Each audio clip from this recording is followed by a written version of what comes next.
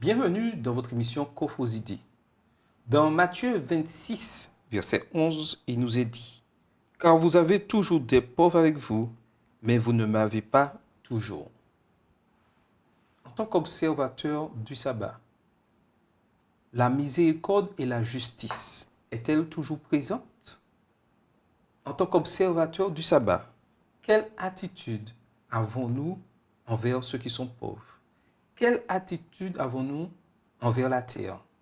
Quelle attitude avons-nous envers ce que Dieu a créé? Nous allons en discuter avec Davis et Saïda. Et Saïda nous fera la prière. Inclinons la tête.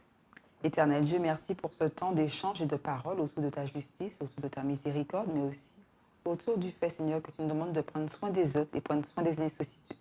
Permets que cette parole puisse nous édifier. Et c'est en Jésus que je t'ai prié pour ta gloire. Amen. Amen. Alors, si on avait une société sans les personnes pauvres et que tout le monde était riche, ça serait une belle société. Oui ou non? J'aurais bien aimé, lorsque tu le dis comme ça, hein, j'aurais bien aimé, parce que personne n'aime avoir des problèmes d'argent, et moi le premier. Mm-hmm. Moi, le premier aussi. Je te suis. Moi aussi, largement. Oui. Surtout en ce moment. Mais seulement, on a des pauvres, et ça nous oblige, entre guillemets, à ne pas rester indifférents, à faire quelque chose. Mm-hmm. Mais est-ce qu'on fait vraiment? Est-ce qu'on n'est pas des fois un peu aveugle? Est-ce que des fois, je me rappelle durant la semaine Youth Live, il y a un prédicateur, il disait des fois de faire Matrix.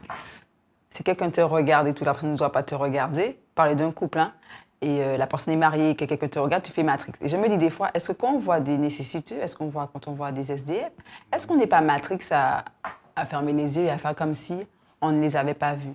Est-ce qu'on n'est pas indifférent en fait? Tout à fait. Oui. Tout à fait. Oui. Et Madame White nous dit dans le livre Le ministère de la bienfaisance, elle dit « Dans la providence divine, les événements se sont déroulés de telle manière qu'il y aura toujours des pauvres parmi nous afin que les hommes s'exercent constamment à la pratique de la miséricorde et de l'amour. » C'est quelque chose de fort, c'est-à-dire qu'il y aura toujours des pauvres. Mais dans quel but? Est-ce que c'est dans le but qu'ils restent comme ça dans leur pauvreté et qu'il n'y ait personne pour les secourir? Non, en fait, c'est justement le but de pouvoir aller vers les autres et dans une démarche d'humilité, en fait, de ne pas s'en sentir au-dessus. Et c'est pour ça, bien que dans nos églises adventistes, il y a le ministère de Dorcas, il y a des œuvres caritatives, parce que justement, c'est pour nous rappeler, en fait, que nous devons nous aimer les uns les autres et pas parce que telle personne a plus d'argent ou a moins d'argent, mais nous sommes tous sur le même pied d'égalité au niveau de Dieu, dans son regard vis-à-vis de nous. Mais maintenant, nous, comment on se positionne? Et ça, franchement, moi, j'ai une expérience. Il y a une fille de mon lycée, on était au lycée ensemble, et elle est devenue SDF.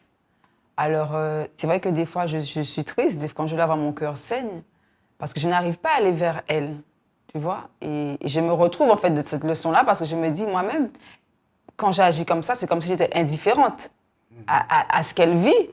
Mais des fois, c'est la peur, c'est comment accueillir, quels mots poser, comment accompagner, que faire en fait. Peut-être que ce sont des excuses, peut-être que ce sont des excuses aussi. Mais c'est vrai que quand je la regarde, ça me fait du mal. Tout à fait. Et ce que Dieu nous demande, par rapport à ce que nous sommes toujours dans le sabbat, c'est de... Le sabbat nous permet de mieux, je dirais, approcher ceux qui sont en difficulté, c'est-à-dire notre prochain, parce que nous rencontrons tous dans notre vie des difficultés. Avoir cette approche auprès d'eux pour pouvoir apporter ce soulagement. Mais qu'est-ce qui nous empêche le plus souvent de passer, je dirais, cet obstacle d'aller vers l'autre et de pouvoir apporter ce geste d'amour? Alors, pendant les heures du sabbat, on est censé avoir plus de temps que pendant la semaine, puisqu'on ne travaille pas. Et ça peut être vraiment une occasion, comme Jésus le faisait, hein, de faire du bien aux autres. Alors Jésus guérissait souvent. Nous, on ne peut pas forcément guérir, mais on peut au moins guérir d'une maladie qu'est la pauvreté en distribuant des repas, des boissons. Mais j'avoue que ça m'arrive d'être indifférent, malheureusement, et de me dire d'autres feront ou d'autres associations feront. Alors, ça m'est déjà arrivé de donner aussi, bien sûr, mais ce n'est pas systématique, j'avoue. Et lorsqu'on voit ce que Salomon nous dit dans Proverbe 19, verset 17, il est dit, « Celui qui a pitié du pauvre prête à l'Éternel, qui lui rendra selon son œuvre. » Est-ce que ce que Salomon dit là est une réalité pour nous en tant que jeunes adventistes du 7e jour? Oui, c'est une réalité. C'est une réalité. Maintenant, il faut mettre en pratique. Maintenant, il faut être dans cette démarche d'aller vers et de faire. Et des fois, on est un peu statique, on est un peu enraciné dans nos habitudes et on n'arrive pas à mener et à voir ce changement, en fait. À participer à des œuvres caritatives, à aller vers, à aller dire, bon, cet après-midi, on va distribuer des repas et tout. Cette démarche-là, en fait, on est vraiment dans la théorie. Et quand il y a la pratique qui vient, bien, c'est toujours les mêmes où il n'y a plus personne. Tout à fait. Et normalement, c'est ce que Dieu nous demande, d'accomplir cette justice. Et malheureusement, il y a un constat qui est une réalité et que nous, en tant que jeunes, ayant force de proposition, qu'on doit vraiment aller l'avant. On a l'impression que nos communautés ne servent qu'à servir que pour l'adoration le samedi et quelques soirs. Et le reste du temps, elles sont fermées. Alors qu'elles devraient être des bâtiments remplis d'amour, prêts à recevoir ceux qui sont en difficulté. Et qu'est-ce que nous pouvons faire en tant que jeunes pour pouvoir changer les choses? C'est un vaste dossier. C'est un, c'est un gros livre à ouvrir.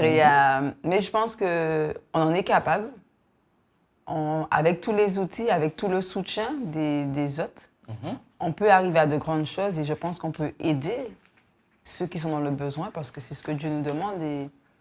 Mais je pense qu'il faut un leader pour challenger tout ça et pour nous permettre de le faire, en fait. Tout à fait. Je pense qu'il y a au moins 2 moyens d'aider, adhérer à une association qui existe déjà pour être bénévole, pour aider, par exemple, à la distribution de repas ou de vêtements. Mais on peut le faire aussi à titre personnel. On peut faire les deux aussi. Tout à fait. Et je dirais que pour faire vraiment comprendre qu'est-ce que la justice et sabbat, il est important que nous puissions mettre ces éléments en action dans tout ce que nous faisons.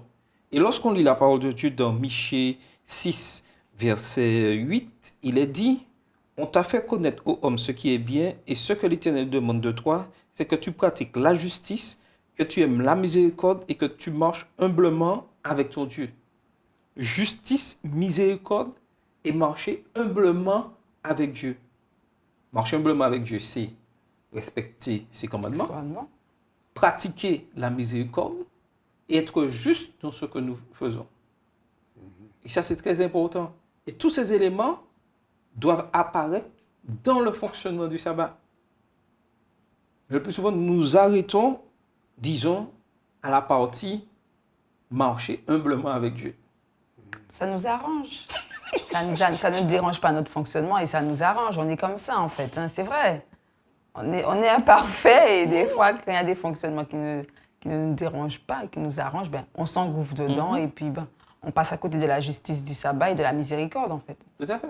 Et pourtant, il est intéressant de noter que justice et miséricorde, dans la Bible, ce sont des attributs de Dieu. Donc ça veut dire que si on fait preuve de justice et de miséricorde, c'est qu'on ressemble à Dieu. Tout à fait. Et à mon avis, ça peut être très intéressant. Tout à fait. Et notre but, c'est d'amener des âmes à Dieu. Ce n'est pas de, entre guillemets, remplir l'église. Hein. Il y a une différence entre remplir l'église juste pour faire du chiffre que amener des âmes à Dieu. Et pour amener des âmes à Dieu, c'est en passant par la justice et la miséricorde.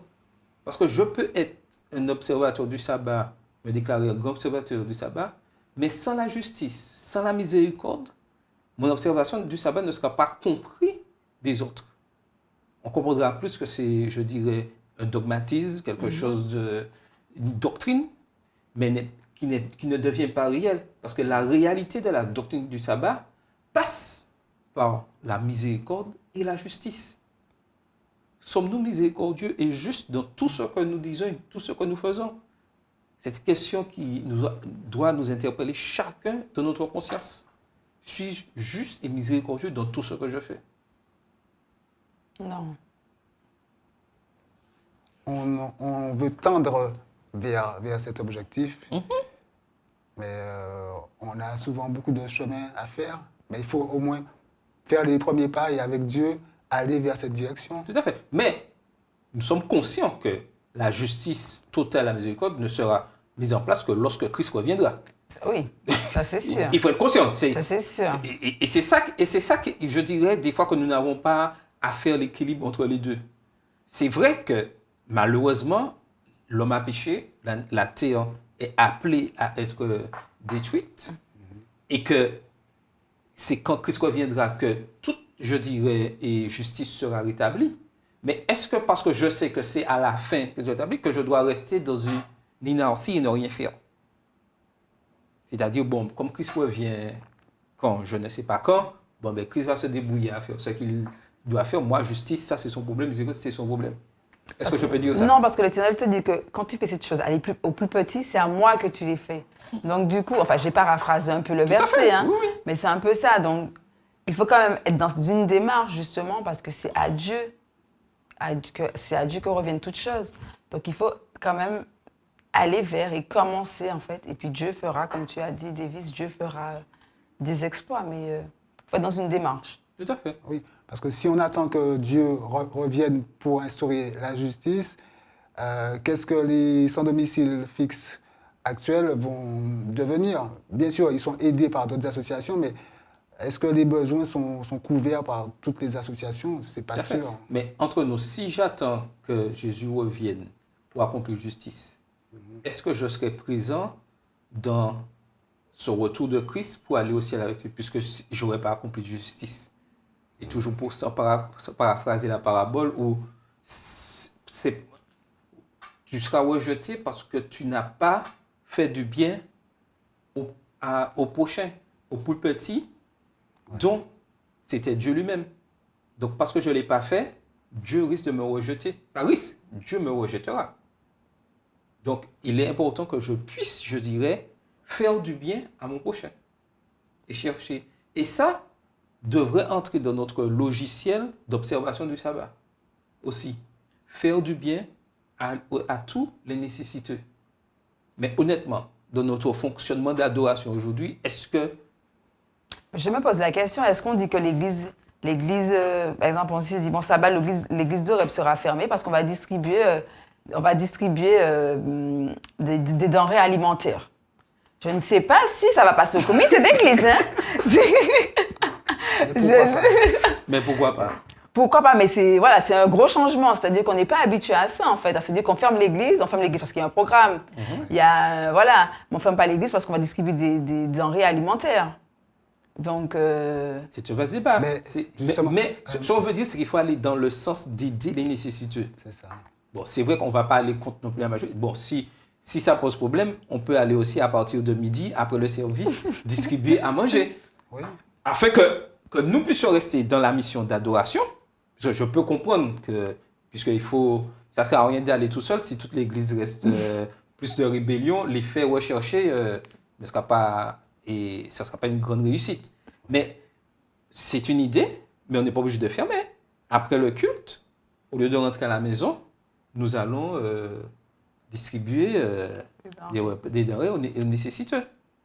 C'est une idée. Ou l'après-midi aussi. Dans une autre leçon, Saïda parlait du sabbat qui est souvent, parfois rempli de différents programmes, je ne veux pas dire inutiles, mais qui prennent beaucoup de temps et d'énergie. Et cette idée de distribution de repas pourrait s'inscrire, pas dans une liste de programmes fatigants, mais dans un programme vraiment... d'échange. C'est-à-dire qui est utile. Oui. On adore Dieu tout en aidant son prochain de façon concrète. Parce que c'est ce que Dieu nous demande. Pour voir. Et le plus souvent, nos programmes, lorsqu'on analyse nos programmes après le culte et tout ça, ce sont des programmes le plus souvent pour nous, je dirais, pour satisfaire notre connaissance, connaître plus et notre formation. Ce qui aurait pu se faire en semaine. Oui. Exemple, la réunion de JA pourrait se faire facilement le dimanche matin. Mais est-ce que nous sommes prêts? Et puis, garder le sabbat pour pouvoir Mais nous cherchons plus la facilité le jour du sabbat pour faire des actions pour notre propre naissance. Effectivement, et il y a un ami qui me disait ça, est-ce que vraiment on a besoin d'être sous couvert, entre guillemets, de l'Église, parce que nous-mêmes, nous sommes l'Église, individuellement, et nous formons la grande Église. Est-ce qu'on a besoin vraiment d'être sous couvert de l'Église pour pouvoir faire une œuvre qualitative pour aller vers? Tu vois? Je me dis, c'est vraiment des fois, je peux aller aider mon prochain sans que les autres ne le voient, parce que Jésus ne faisait pas pour être vu. Oui, tout à fait. L'avantage de l'Église, c'est être ensemble. Parfois, pour la logistique, ça peut être mieux, mais rien n'empêche, bien sûr, à un individu ou plusieurs familles de se mettre ensemble. Mais Saïda, ce que tu dis, ça revient aussi, je dirais, à l'étude de la parole de Dieu. L'Église est là pour nous instruire. Mais si personnellement, je n'étudie pas la parole de Dieu, l'instruction de l'Église, Oui, c'est sûr. c'est pareil.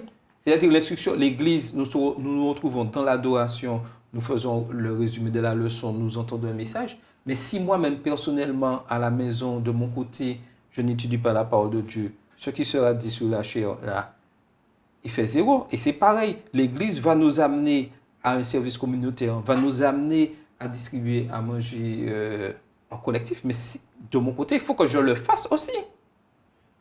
Et nous avons ce parallèle ensuite pour, je dirais, la préservation de la terre. Aujourd'hui, nous voyons, et ça revient le même débat qu'on disait tout à l'heure, aujourd'hui, nous voyons que cette terre il va à sa perte avec tous les faits naturels que nous voyons. Mais est-ce que parce que je sais que le résultat que la terre sera détruite, est-ce que, entre guillemets, je vais accélérer le processus en ne respectant pas la création? Tu sais, des fois, j'accélère le processus. Hein. Nous tous nous accélérons. Des fois, j'accélère des fois, hein, et puis bon. Mais des fois, on peut se dire, bon, accélérons le processus, comme ça, Christ reviendra plus vite. Mais est-ce que c'est ce que Dieu nous demande? Non. Parce que si on dégrade notre environnement, on ne sait pas quand est-ce que Jésus va revenir. Si on dégrade notre environnement, on se tire une balle dans le pied nous-mêmes. Tout à fait. Et qu'est-ce que Jésus a dit dans Genèse 1, verset 28, lorsqu'il dit « cultivez et gardez-le ». C'est ça notre mission, de cultiver et de garder cette terre. Et nous devons tout faire. Et l'ennemi veut faire croire que ces fois, c'est Dieu qui, à cause de Dieu, que les choses se dégradent. Mais nous devons être les premiers, entre guillemets, de vrais économes, écologistes de cette terre. Et ça, c'est très important. Et quand je dis de vrai, ce n'est pas dans la philosophie écologiste, c'est-à-dire être des acteurs dans ce que nous faisons pour préserver cette terre, même si que nous savons qu'elle est appelée à être détruite pour être restaurée à cause du péché. Et même si on peut avoir l'impression que c'est une goutte d'eau dans l'océan. Nous sommes d'accord. Tout passe aussi par la prévention. C'est-à-dire, je prends un exemple, dans mon fonctionnement quotidien, comment j'utilise l'eau. Cette chose que Dieu a mis pour l'être humain, l'eau, comment je l'utilise? Est-ce que je la gaspille ou je suis un bon économe dans ma gestion de l'eau? Je vais pas répondre à la Un question Saïda. parce qu'il y a plein d'internautes qui nous regardent. Donc, je ne vais pas répondre à la question. C'est ce que Dieu nous appelle. En tant qu'observateur du sabbat, nous devons être aussi de véritables, je dirais, économes de cette nature, économes de l'eau. Et pas de manière superficielle, pas dans le but que je dirais que cette terre soit sauvée, non, dans le but parce que je sais que c'est Dieu qui a créé cette terre et que je dois du respect à la création. Tout en sachant que l'ennemi fait tout et à cause du péché, cette terre est appelée à être détruite pour être restaurée. Et c'est là où nous devons faire très attention, où nous pouvons entrer dans les philosophies écologistes qui cherchent à... Mais dans quel but? Toujours dans le but de rester sous cette terre avec le péché et que la terre soit parfaite, alors que ce n'est pas ça. Nous préservons la terre parce que nous savons que c'est Dieu qui l'a créée, mais nous savons que le péché va automatiquement détériorer cette terre et que Christ va revenir pour restaurer. Mais en tant qu'observateur du sabbat, en tant qu'adorateur de Dieu et respectant ce que Dieu a fait, je suis un élément qui fait tout pour que cette terre se dégrade le moins vite que possible. Même si que je sais qu'elle sera détruite tout le temps. Oui. Mais je ne dois pas être celui qui gaspille toute cette énergie. Parce que Dieu nous demande de pouvoir respecter afin d'amener les autres. Et ça, nous devons comprendre cela dans notre observation du sabbat. Parce que le plus souvent, l'observation du sabbat reste très théorique, mais en pratique, nous sommes des fois négligents sur la pratique de l'observation du sabbat. Non, c'est vrai ce que tu dis par rapport à la création, par rapport à la nature, par rapport à tout ce qui nous environne et être respectueux. C'est vrai que quand on aime Dieu et quand on... Tout à l'heure là, Davis parlait d'amour. Quand on aime, on passe du temps avec son prochain, on passe du temps avec l'être aimé. Quand on aime, on respecte ce que la personne a fait. On est dévoué, corps et âme entre guillemets. Et effectivement, il en va de même pour Dieu. C'est-à-dire que si, et tu as raison, si dans ma relation avec l'environnement, je ne suis pas respectueux, alors ça voudrait dire que, entre guillemets, est-ce que vraiment je respecte Dieu? Est-ce que je respecte ce qu'il a créé, ce qu'il a fait? Ou est-ce que, bon, je suis dans la déforestation, je suis dans le... Voilà, il faut peupler, il faut faire des choses pour... Et donc, du coup, effectivement, je m'éloigne un petit peu de cette adoration, de cette justice, de cette miséricorde. C'est vrai, effectivement. Tout à fait. Et aujourd'hui, il est important que nous puissions remettre les compteurs à zéro dans notre façon d'adorer. Et lorsqu'on regarde le peuple d'Israël, et nous lisons dans Ésaïe 58, les versets 13 et 14, où il nous est dit « Si tu retiens ton pied pendant le sabbat, pour ne pas faire ta volonté en mon séjour, si tu fais du sabbat tes délices pour sanctifier l'Éternel en le glorifiant, et si tu l'honores en ne suivant point tes voies, en ne te livrant pas à tes penchants et à de vains discours, alors tu mettras ton plaisir en l'Éternel, et je te ferai monter sur les hauteurs du pays, je te ferai jouir de l'héritage de Jacob ton père, car la bouche de l'Éternel a parlé. » Et ça, c'est très fort. Et lorsqu'on remonte l'histoire à cette période-là, le peuple israélite désobéissait à la parole de Dieu. Et dans le verset 1, c'est bien ça, nous voyons que Dieu, du chapitre 58 d'Ésaïe, il est dit « Crie à plein gosier, ne te retiens pas, élève ta voix comme une trompette et annonce à mon peuple ses iniquités à la maison de Jacob. Tous les jours, ils me cherchent et ils veulent connaître mes voies. » C'est-à-dire ils faisaient un service d'adoration juste pour le plaisir de connaître, mais ils ne cherchaient pas en réalité Dieu. Et malheureusement, aujourd'hui, nous vivons la même chose. Et Dieu nous dit dans sa parole, dans le verset 13, « Si tu retiens ton pied pendant le sabbat pour ne pas faire ta volonté, en mon séjour, si tu fais du sabbat tes délices pour sanctifier l'Éternel et tu l'honores, nous aurons de grandes bénédictions. » Sommes-nous prêts réellement à recevoir ces bénédictions? Quand j'entends ce verset-là, ah oui, à 100%, je suis prête. Hein. Quand j'entends lire ce verset-là, oui, effectivement, je suis prête parce que je me rends compte qu'en fait, mon pied n'est pas attaché le jour du sabbat. Je me rends compte de la réalité de ce que je vis, de mon quotidien. Donc, ce verset-là nous ramène, en fait, ce qui est intéressant, c'est que les leçons nous rappellent alors de nous permettre de nous remettre en question sur notre cheminement, sur notre façon d'aborder le sabbat, sur vraiment toutes les vertus du sabbat et tout ce que ça englobe, et pas voir le sabbat vraiment comme quelque chose de routinier, c'est-à-dire, je me prépare, je vais à l'église, je rentre à la maison, je mange, je fais ma sieste jusqu'à avant un peu le coucher du soleil, je prends le goûter, je clôture le sabbat, et on reprend semaine après semaine. Mais en voyant tout ce qui nous est demandé, toutes les facettes en fait de ce sabbat, on se rend compte qu'on passe vraiment à côté même du sabbat et qu'on l'est à 2%, même à 3%, mais pas à 100% vraiment dans ce que Dieu voudrait dans ce que Dieu voudrait vraiment pour ce jour. C'est ça. Dieu ne veut pas qu'on fasse notre volonté en son saint jour. Donc il faut qu'on cherche à connaître quelle est vraiment sa volonté pour lui plaire véritablement. Tout à fait. Et nous sommes appelés à être de meilleurs gestionnaires dans tout ce que nous faisons. C'est-à-dire laisser l'Esprit de Dieu travailler en nous pour accomplir. Et lorsqu'on voit les 10 commandements, ou les premiers commandements définissent notre devoir envers Dieu, tandis que les 6 derniers décrivent notre devoir envers notre prochain, dans le 4e commandement, nous trouvons une fusion de notre devoir envers Dieu et de notre devoir vis-à-vis de l'humanité. Exact. Et c'est là ce qui crée le lien entre les 3 premiers et les 6 derniers. Et c'est pour ça que l'ennemi de nos âmes attaque ce 4e commandement. Parce que lorsque je suis dans l'observation du sabbat, je relie Dieu à l'humanité. Et Dieu se sert de ce jour-là pour pouvoir le relier à l'humanité. Les deux se réunissent. Et l'ennemi de deux âmes, ce qu'il cherche, c'est à séparer Dieu de l'humanité. C'est pour ça que le quatrième commandement pose problème. Exact. Et je vais rebondir sur ce que tu as dit. Je me rappelle, je devais monter une crèche avec une amie.